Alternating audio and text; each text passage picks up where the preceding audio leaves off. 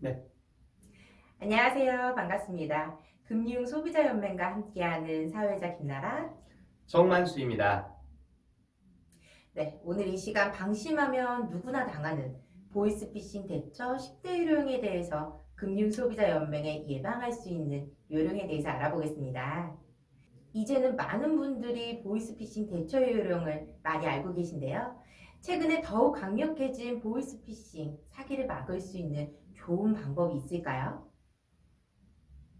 네, 오늘은 금융소비자연맹에서 제공한 보이스피싱 대처 10대 요령을 통해서 현명한 대처 방법에 대해서 알아보도록 하겠습니다. 네, 그러면 어떤 내용인지 한번 알아볼까요? 제1. 요령은 미심쩍으면 의심하고 확인인데요. 어떤 내용이죠? 네, 긴박한 또는 현혹하는 전화나 문자를 받게 되면 사기범의 지시에 따르기 전에 왜 전화나 문자를 했는지를 의심하고 다른 통신수단이나 114를 통한 전화로 전화를 해서 사실관계나 진위 여부를 확인해야 합니다. 그러면 좋은 조건의 대출 가능 문자는 정말 피싱의 미끼인가요? 네, 맞습니다. 금융사는 대출 문자를 보내지도 전화로 대출을 권하지도 않습니다. 마케팅 동의 없이는 전화를 통한 상품 마케팅을 할 수 없습니다. 또한 마케팅 동의 시는 금융사의 경우 개인 금융 정보를 소상히 알고 있어서 적합한 특정 상품을 안내하는 반면 사기범들은 불특정 다수를 상대로 코로나19, 긴급 자금 지원 등의 시대적 상황에 편승해서 현혹 문자를 무작위로 보내기 때문에 이를 주의하셔야 합니다. 그렇군요. 그러면 고수익 원금 보장은 피싱의 미끼가 맞나요? 네, 맞습니다. 최근 비대면 온라인 거래 증가로 이를 통한 유인 및 편취하는 리딩 투자 사기가 성행하고 있습니다. 특히 카톡 대화방을 이용한 위장 사이트에 속아서 큰 피해가 있는데 이는 사기범 추적이 어렵고 경찰서나 금융사는 개별 사기로 취급을 해서 신속한 지급 정지 신청이나 보이스피싱 신고가 어려우니 매우 주의하셔야 합니다. 고수익 보장이나 원금 보장 등의 리딩 사기는 더욱 주의해야겠군요. 네, 그렇습니다. 음. 다음은 링크나 IP 주소 클릭 금지인데 특히 문자나 카톡으로 온 링크, IP 주소를 클릭 시 위장 사이트로 연결되어서 전화 가로채기 악성 앱 설치로 인해 사실 확인을 위한 금융사, 금감원 연락 시 사기범이 직접 전화를 받고요. 휴대폰에 있는 동영상, 사진, 연락처 등의 개인정보 탈취도 될 수 있으니 주의하셔야 합니다. 쓸데없는 휴대폰 앱 깔지 마라는 어떤 내용이죠?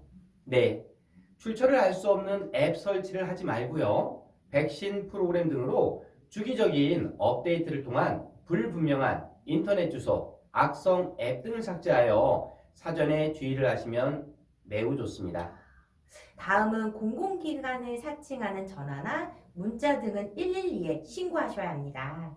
네, 맞습니다. 특히 경찰, 검찰은요, 피의자와 참고인을 수사기관에 출석시켜서 조사를 하지 않습니다. 또한 전화로 정보를 흘려서 조사하지도 않죠. 그리고 사법기관이나 금융감독원 등의 공공기관은 어떠한 경우에도 금전송금 요구를 하지 않습니다. 이런 경우 바로 경찰청 112에 신고를 해야 합니다. 문자나 보이스피싱에 속으시면 안 됩니다.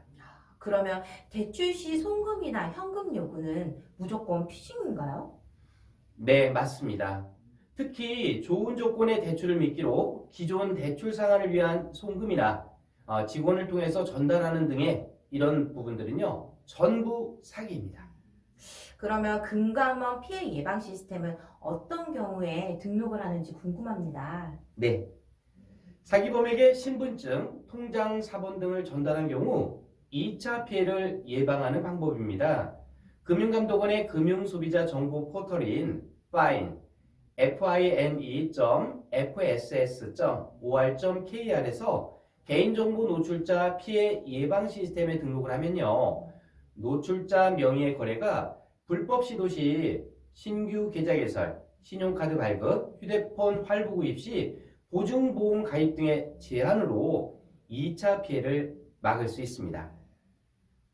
자, 다음은 9번째 유형인데요. 사기범에게 범죄 연루나 도용 등으로 예금이 노출되어 있으면 금융사에 지급정지 신청으로 금융사고를 막을 수 있습니다. 그러면 마지막으로 제 10번째 요령은 어떤 내용인지 설명 부탁드립니다. 네. 전화나 문자에 의해서 타인에게 돈을 전달 시는 거주지 소재 지구대나 경찰서에 도움을 요청해서 경찰관님과 동행을 하면 사기범은 나타나지 않습니다. 전화나 문자 등으로 납치, 대출 상환의 명목으로 현금 요구 시는요, 100% 사기입니다. 자, 마지막으로 금융소비자연맹의 꿀팁 알려드리도록 하겠습니다. 금융소비자연맹 강영구 사무처장은 평정심을 잃지 않고 의심만 해도 보이스피싱 사기를 예방할 수 있다고 이야기합니다. 평생 모은 돈을 순간에 잃거나 피해금을 수년에 걸쳐 갚아야 하는 고통을 겪지 않기 위해서는요, 어떤 경우든 모르는 계좌로 송금하거나 현금 전달 등을 절대 하지 마시기를 당부합니다. 자, 나의 재산은요, 내가 지키는 것이 최선이므로 피해 시에는요, 경찰청 112, 금융감독원 1332, 금융소비자연맹 1688-1140에 신고나 상담하는 것이 우선임을 잊지 마시기 바랍니다. 네, 오늘 저희 금융소비자연맹과 함께 보이스피싱에 대처 10대 요령에 대해서 알아보았습니다. 오늘 함께 하신 내용은 금융소비자연맹 사이트에 수록되어 있으니 참고하시기 바랍니다. 이런 내용 숙지하셔서 피해가 없도록 주의하시기 바랍니다. 감사합니다.